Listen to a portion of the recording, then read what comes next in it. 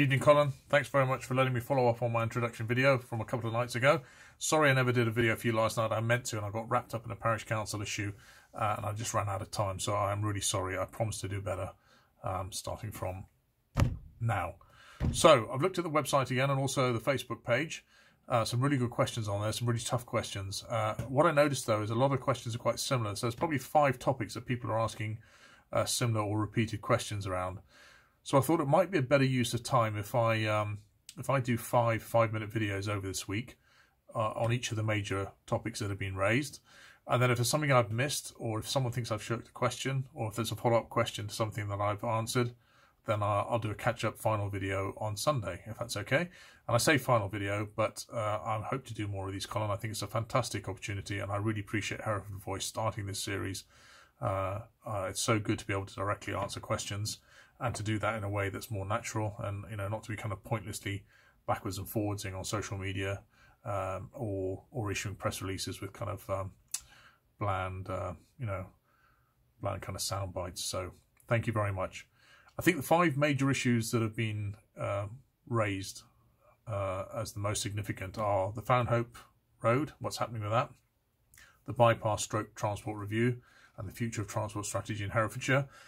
The third one's probably around the emergency active travel measures that we brought in and things like why the bridge is closed, the old bridge is closed. The fourth one is probably the Balfour Beatty contract. And then the fifth one is quite a lot of questions around the transport hub and what's going to happen when that's built. And will there be, what will happen to the bus station and some of the other lanes around Commercial Street and further on in town. So I'll start with the Fownhope first of all. And I'll do that tonight and I'll do the other questions throughout the week. So I've been assured by the contractor Balfour Beatty, who have the capital contract for this, that this work will be done. They think that Alan Griffiths will get the work done by the end of March, very beginning of April, definitely before Easter anyway. I've been having weekly meetings on this to keep the pressure on. I've not been happy about the progress, and I know the residents of Woolhope and Fownhope have not been happy, and they've suffered, you know, very badly. I've been to parish council meetings to apologise, and I expect to take more flack on this, and quite rightly so. I think the issues here are quite complicated. Some of the delay was avoidable, I think, but an awful lot of it wasn't, and I think trying to understand that is a critical thing. So I've commissioned someone to come in for not a lot of money, but a professional company to come in and look at the way that this has all been handled by the council and by the contractor, and to see if there's anything we could have been done better, and if anyone's at fault, and to see what we can do to make things better. So the background to this is that in 2020, so a year ago, we had the worst floods we've ever had in Hereford with the highest levels and the most amount of damage done. We had about £10 million worth of damage done to the county, to our infrastructure and to our roads. And we were very worried about how we were going to repair everything and how we were going to pay for it. The government had a mechanism called the Bellwin Fund, which allowed you to apply for emergency funding to try and repair roads. But in actual fact, it didn't allow you to repair roads. It only allowed you to clear roads. So you couldn't re-tarmac, you couldn't rebuild damaged roads. And we had a huge amount of damage done. We had 70 roads closed. We had 405 properties, I think, residential properties flooded. We had about another 100 commercial properties flooded. You know, the emergency services, the agencies like the Environment Agency, Balfour Beatty, residents, community members, they all did a fantastic job, and council workers as well. They all went above and beyond, but we were left with a very, very costly consequence of those floods. And the worrying thing is how many floods events we're having. You know, these used to be once every 10 years, and now we seem to be getting them very, very regularly. I think we've had probably 3 what we would class as extreme weather events, flooding events in the last 18 months. So that is a worry, and it does make you wonder about the impacts of the way we live our lives. So we went to the government and said, look, we need 10 million. We just haven't got money like this to spend. You know, we are a rural economy. We used to get something called the Revenue Support Grant, which the government gave us, which gave us £62 million a year. We don't get that anymore. That's partly because our MPs helped vote that out over the last few years. So both Bill and Jesse have voted to reduce the central government grant from the tune of 62 million in 2010 to about 600,000 now. So we asked our MPs to go and have a word with Robert Jenrick and Ministry of Housing, Communities and Local Government and see what he could do for us. They did their best. Unfortunately, it wasn't good enough.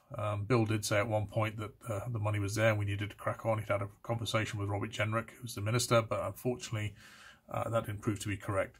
So we had to go to council to borrow the money. We'd started the work at Cllr Lane, because at Fownhope there was two major points of damage. It was Cllr Lane and it was Stone Cottage, and they were quite close to each other. We'd started the work at Cllr Lane, which was the actual landslide. We'd done that under emergency powers, and we let Balfours do that as our public realm contractor because we wanted to get it done as quickly as possible.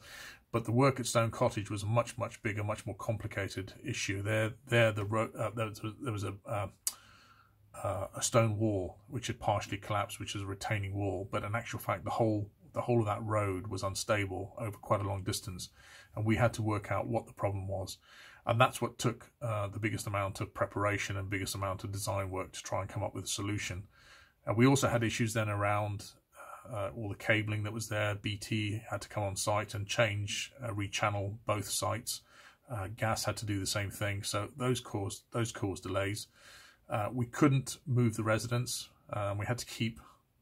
We couldn't work on both sides at the same time because we had residents in between and we had to allow them access. So that caused a further complication. And then we had to go to full council to make sure we could borrow the money to do the repairs at Stone Cottage in Cllr Lane, and also to do the repair, any further repair at Home Lacey where there'd been damage to the causeway, and the repairs at Whitney on Wye. So that all slowed things down, but not significantly, I don't think, until we got to the point where the design work was done. And one of the issues is that WSB, who did design work for Balfour Beatty, said that the best solution for Stone Cottage, which I think probably is the best solution, was to put in soil nails, and they took about 8 weeks to design that solution. All that road along the Fownhope Road is basically a rock face with compacted clay essentially on it. So in bad weather, it's always going to be unstable. It's always going to be an issue, and that's something we've got to keep an eye on going forward, especially with the increase in wet weather, and making sure that everything is kept as closely monitored as possible. What then happened was there was a design element of that, which was a concrete parapet that had to come back. So when we rebuilt the wall, there was going to be a parapet put on the top of it. So you do the rock nailing, where you basically put rebar into the side of the rock through the clay, and then you tie it all together in a kind of large mesh, like a large Meccano set. And then you pack all the soil back on top of that, and then you put the retaining wall back, and you put a big concrete parapet across the top. Now that concrete parapet, that couldn't be delivered on site in the end. It was too big, and they couldn't get a crane big enough to take it down there. So in the end, they had to recast that parapet on site, and that put a huge amount of time onto the programme. Now we feel that's something that WSB and Balfour Beatty should have foreseen, and that's one of the issues that we're dealing with at the moment and talking through with them. The long and short of it is, we hope it'll be open. I'm sure it'll be open before Easter, and then we'll do our best to see what we can do to make it up to the people of Fownhope and Woolhope and the surrounding areas. Right, I think that's probably it for tonight. I'll do, as I said, some more videos during the week. Thanks very much. Cheers all.